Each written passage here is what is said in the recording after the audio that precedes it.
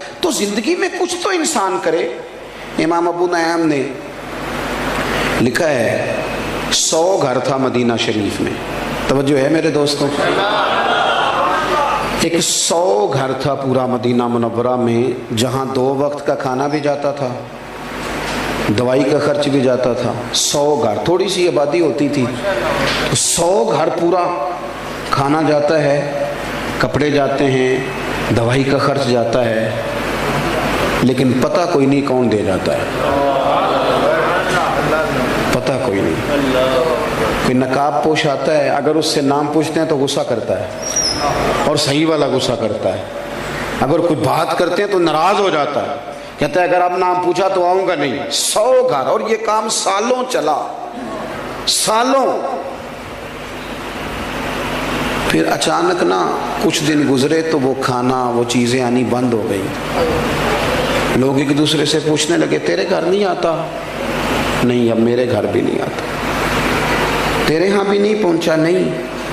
اب لوگ ایک دوسرے سے تفصیلات لیتے ہیں، معلومات کرتے ہیں، کب سے نہیں آیا تیرے گھر؟ اس نے کہا 18 محرم سے۔ تیرے گھر کب سے نہیں آیا؟ 18 محرم سے۔ تیرے گھر کب سے نہیں آیا؟ اب دیکھو نا 18 محرم کو کیا ہوا، جب لوگوں نے تحقیق کی تو پتہ چلا 18 محرم کو امام زین العابدین کا انتقال ہوا۔ یہ شیر خدا کے پوتے 100 گھر تھا مدینے میں، اور جب ان کے بچے روئے، ایک دوسرے سے سوال کیے، اور ان کا حال یہ تھا کہ جب ان کو غسل دیا جا رہا تھا تو کمر پہ موٹے موٹے نشان تھے۔ لوگوں نے صاحبزادہ گرامی قدر سے پوچھا یہ کیا ہے؟ کہنے لگے میرے بابا اپنے کندھوں پر اناج کی بوریاں رکھ کے رات کے اندھیروں میں غریبوں کے دروازوں تک پہنچاتے تھے۔ اکھاں جدوں میٹیاں زمانہ مینوں روے گا، وہ رات کو پہنچا کے آتے تھے۔ اب تجسس سے لوگوں نے پوچھا کہ حضور آپ جوان تھے، وہ بوڑھے آدمی بھی جاتے رہے؟ تو فرمانے لگے میں نے کئی دفعہ کہا کہ میں چھوڑاتا ہوں، تو پھر فرماتے تھے پتر اگر تو جائے گا تو پھر تجھے اس غریب کا نام بھی مجھے بتانا پڑے گا، تو میں کسی کو رسوا نہیں کر سکتا، وہ میرا اور میرے رب کا راز ہے، راز رہنے دے اسے۔ قل ان صلاتی و نسکی و محیای و مماتی للہ رب العالمین۔ میرے عزیز، زندگی میں کوئی کام ایسا کر جائیں، کوئی ڈیوٹی ایسی کر جائیں جو والباقیات الصالحات بن جائے، جو باقی رہ جائے ہمارے لیے۔ میں اکثر دوستوں سے کہتا ہوں، اکثر سے، کہ کچھ تھوڑا سا نا، وہ ایک درویش تھے نا دلی میں، تو چھوٹا سا کوئی دکانداری کرتے تھے، تو اکثر لوگ انہیں کھوٹے سکے دے جاتے، تو بابا جی قبول کر لیتے۔ تو آہستہ آہستہ لوگوں کو پتہ چل گیا کہ شاید بابے کو پتہ ہی نہیں سکے کھوٹے ہیں۔ وہ ڈھیر سارے لوگ جہاں کوئی کھوٹا سکہ کہیں نہ چلتا وہ آ کے وہاں دے جاتے، تو بابا جی لے لیتے۔ ایک دن ان کے بچے نے پوچھا کہ ابا جی آپ کو پتہ نہیں یہ کھوٹے سکے ہیں؟ کہنے لگے پتر پتہ ہے۔ تو کہا آپ چپ کر کے قبول کر لیتے ہیں؟ فرمانے لگے ایک تو میری نیت یہ ہے کہ چلو میں دھوکہ کھا جاؤں باقی مومن بچ جائیں، اور دوسری بات بتاؤں گا نہیں۔ پتر نے ضد کی، کہا ابا جی بتائیں تو صحیح، آپ مجھے بتائیں کیوں کھوٹے سکے لے لیتے ہیں؟ تو بزرگ رو پڑے، اتنا روئے کہ زمین پہ بیٹھ گئے، اور پھر کہنے لگے پتر جب کوئی کھوٹا سکہ آتا ہے تو دیکھ کے میں سوچتا ہوں کہ میں بھی تو کھوٹا سکہ ہی ہوں نا۔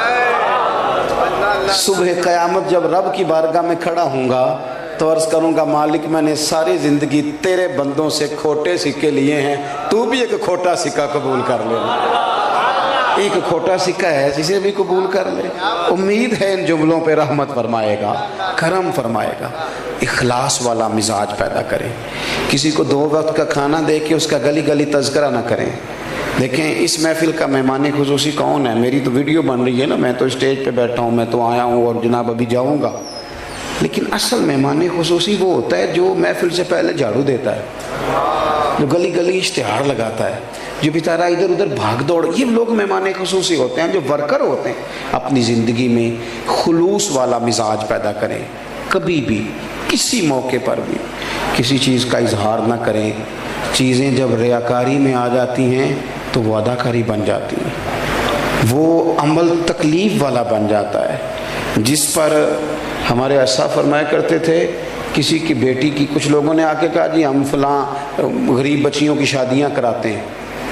وہ جو غریب بچیوں کی شادیاں کراتے ہیں وہ انٹرویو خود دے رہے ہوتے ہیں، VIP وہ خود بنے ہوتے ہیں، مہمان خصوصی ہوتے ہیں، آگے آگے کھڑے، دولہے کی آج بھی عزت نہیں بیچارے کی، اجتماعی شادی ہو رہی. تو اسا فرمانے لگے ضرور کراؤ شادیاں، لیکن جس کی بیٹی کی شادی کراؤ پھر اس کی شادی میں خود نہ جانا، اس لیے کہ اس کا باپ تو تمہارے پیچھے ہی بھاگا رہے گا، شکریہ ہی ادا کرتا رہے گا. تھوڑا سا نام دے دو بس، ٹھیک ہے ہو جائے گا. پھر ہمارا ایک اور بھی ہمیں بات تنگ کرتی ہے کہ اوہو پتہ نہیں فلانا بندہ جو ہے وہ صحیح جگہ لگائے گا بھی کہ نہیں. سچ بتانا، جو اللہ نے ہمیں دیا ہے ہم اس کے اہل تھے، ہمارے اندر قابلیت تھی، جب اس نے اپنے فضل سے دے دیا ہے تو ہمیں بھی اس کے بندوں کی اتنی تفتیش تو نہیں نہ کرنی چاہیے جتنی کہ ہم کرتے ہیں. تو اپنی زندگی اخلاص والی بنائیں، للہیت والی بنائیں، کچھ کام کریں تھوڑا بہت. دیکھیں ضرور نماز باجماعت ادا کریں مسجد میں، لیکن امام باقر فرمایا کرتے تھے نیک وہ ہوتا ہے جس کی تنہائی پاک ہوتی ہے. اکیلے میں جو بندہ نیک ہوتا ہے، اپنی تنہائی میں بھی کچھ وظائف پڑھیں، کچھ تھوڑے سے پیسے چھپا چھپو کے ادھر ادھر کسی کو پتہ نہ ہو وہ اللہ کی راہ میں خیرات کریں. کسی غریب کی مدد خالص اس لیے بھی کریں کہ میں نے کسی کو بتانا نہیں. اپنی زندگی میں مخلص ہو جائیں. جب مخلص لوگ مل جاتے ہیں نا تو اخلاص والا ایک بندہ بھی ہو تو باقیوں کا کام بھی بن جاتا ہے. تو بجائے اس کے کہ ادھر ادھر زیادہ توجہ کریں، اپنے معاملات پر غور کریں. سیدنا امیر حمزہ رضی اللہ اخلاص کے ساتھ انہوں نے دیکھا نا کہ حضور کو تکلیف دی ہے ابو جہل نے، تو جا کے مارا ابو جہل کے سر پہ. مختلف روایتیں ہیں، یہ زیادہ مضبوط ہے جو عرض کرنے لگا ہوں. جا کے ڈنڈا مارا اور کہنے لگے میں نے بھی حضور کا دین قبول کر لیا. کہتے ہیں وہاں تو محبت میں یہ نا بھائی کے بچے بڑے پیارے ہوتے ہیں، بھائی بھی بڑے پیارے ہوتے ہیں، لیکن وہ بندہ پھر اپنے بچوں کے سامنے تھوڑی بہت کر بیٹھتا ہے نا باتیں شاتیں، تو پھر وہ کھل کے اظہار نہیں کر پاتا. وہ ہمارے چچا کو ضرورت پڑ گئی تھی 1-2 لاکھ روپے کی، تو ہمارے ابا جی کا بڑا دل کر رہا تھا دینے کو، تو ہمیں راضی کر رہے تھے. کہنے نے وہ دیکھو نا پھر 2 لاکھ منگتا ہے، میں نہیں پورا، میں کو 1.25 دیاں گا، اور میرے اپنے بھی بال نے. تو میں ہس پڑا تو مجھے کہنے لگے تو کہڑی گلوں ہسنا ہے. میں کہ ابا جی انہیں 2 منگے، تھوڑا دل 2.5 دین نو کردا پیا ہے، لیکن وہ بھائی ہے نا جی، بھائی بھائیاں دیاں باواں ہوندے. تو حضرت امیر حمزہ بھائی اور بھتیجے کی محبت میں زور سے مارا. کہتے ہیں میں نے اعلان کر دیا کہ میں نے بھی حضور کا دین قبول کر لیا ہے، لیکن جب واپس آیا تو دل میں خیال آیا کہ تو اعلان کر رہا ہے. پھر میں نے اللہ سے دعا کی یا اللہ حق پر میرا دل جما دے. میں نے دعا کی اور اللہ نے رسول پاک کے دین پر میرے دل کو استقامت عطا فرمایا. حضرت اور نبی پاک علیہ السلام نے فرمایا، مستدرک میں موجود ہے، حضور فرماتے ہیں اللہ کی بارگاہ میں حضرت امیر حمزہ اللہ اور اس کے رسول کے نام سے ان کا ذکر وہاں کیا جاتا ہے. آسمانوں میں ان کو اسد اللہ کہا جاتا ہے، اور فرمایا وہاں انہیں سید الشہداء کہا جاتا ہے. بڑی جاندار شہادت پیش کی. کافر اسی پچ ہو گیا، پھر تشبیہ مسلح کی کرنا. اساں ظاہر نو رب منیائے، باطن دا اللہ کی کرنا.